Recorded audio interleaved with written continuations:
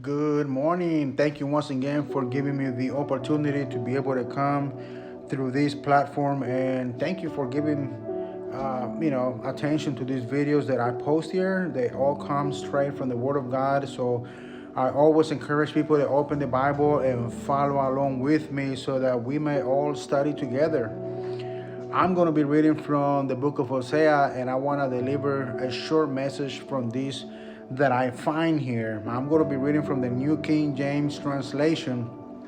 So please follow along with me.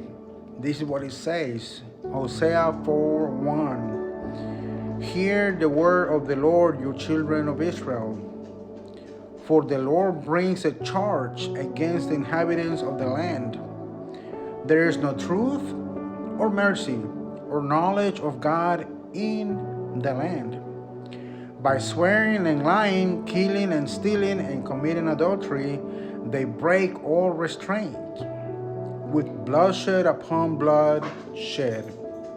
And then if you skip down to verse 6, it says, my people are destroyed for lack of knowledge.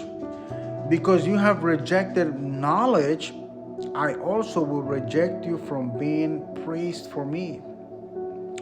Because you have forgotten the law of your God, I will also forget your children. And then it says in verse 7, the more they increase, the more they sin against me. I will change their glory into shame. That's what Hosea chapter 4 says. It's a long reading. It goes actually all the way to verse 19, but I'm only doing a few verses, and I'm going to do an expository, reading here, exposing these verses. In church, they call it expository preaching. But what is the Lord saying here? What can we as His people get out of these verses? Well, number one, it's pretty evident that the Lord has a charge against His people. And the charge is that because there is no truth in the inhabitants of the land, and there is no mercy in the inhabitants of the land, but also there is no knowledge of God in the land. That's the charge that we see that the Lord presents here against His people. In many, many other different books of the Bible, the Lord encourages His people to seek for truth and walk in truth. The Lord also encourages His people to be merciful as He is merciful. And also the Lord requires His people to seek for knowledge so that His people may obtain it. But in this case, they did not. That is the charge that the Lord has against His people. And then it also says, by swearing and lying and killing. In other words, His people had turned the opposite direction, and they had gone the direction that they should have never gone.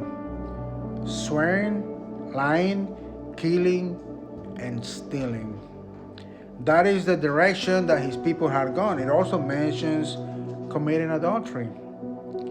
He said they break all restraint with bloodshed and upon bloodshed. It almost sounds something that is taking place right now in the world. You hear people, killing other people. You hear, people breaking into other people's houses or breaking into, private properties. You see all that taking place actually today. It almost seems like it is describing something that is happening today, even though it was written back in the days. But check what is so interesting, what it says on verse 6. My people, he's not talking to strangers, people that don't know Him. He's talking to people that, quote unquote, know Him. It says, my people are destroyed for lack of knowledge. I want to talk to you a little bit about that, because all throughout the Bible, you read Proverbs is a good one.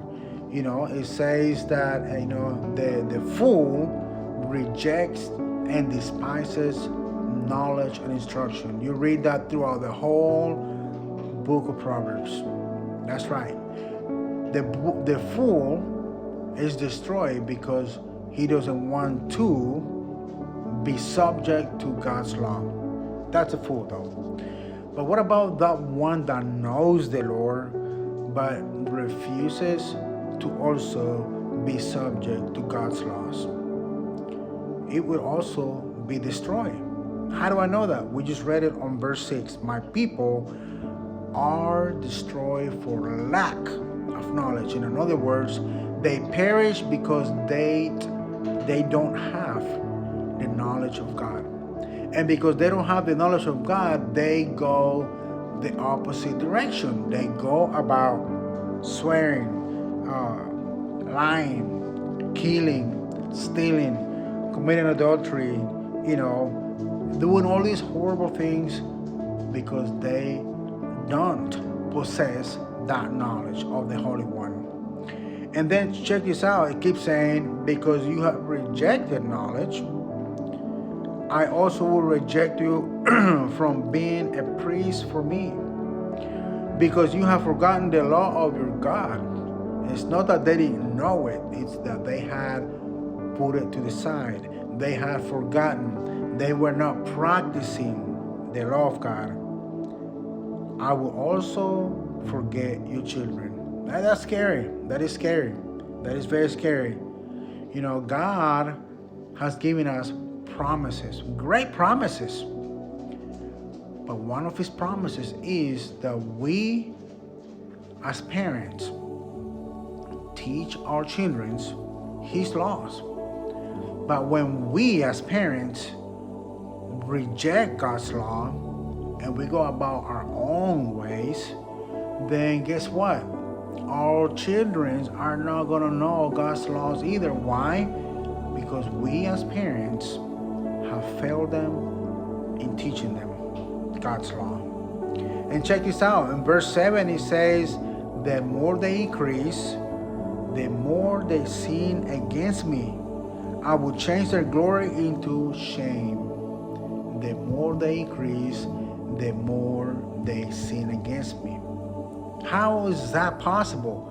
Well, because there is no knowledge of God that is being taught. Therefore, what they're being taught is not from God, but is from the evil one. In other words, they become very worldly and they engage in things that they should not be engaging, and therefore sin is what rules. It almost sounds like it's describing a lot of things that are going on even to this day. That's right. So I just want to share that with you because I think it's very important. We reject God's laws, guess what? God is also going to reject us. Do we think that we know better? We better never think that way, because we are nothing without God. We cannot do it without God. We are made according to his image, and we are made to follow him. By not doing so, we have failed him, and what the verse says on verse 6 is we will end up destroying ourselves, because within ourselves we cannot find salvation. Within ourselves we cannot find the way that Jesus talks about in the book of John chapter 10. That's right.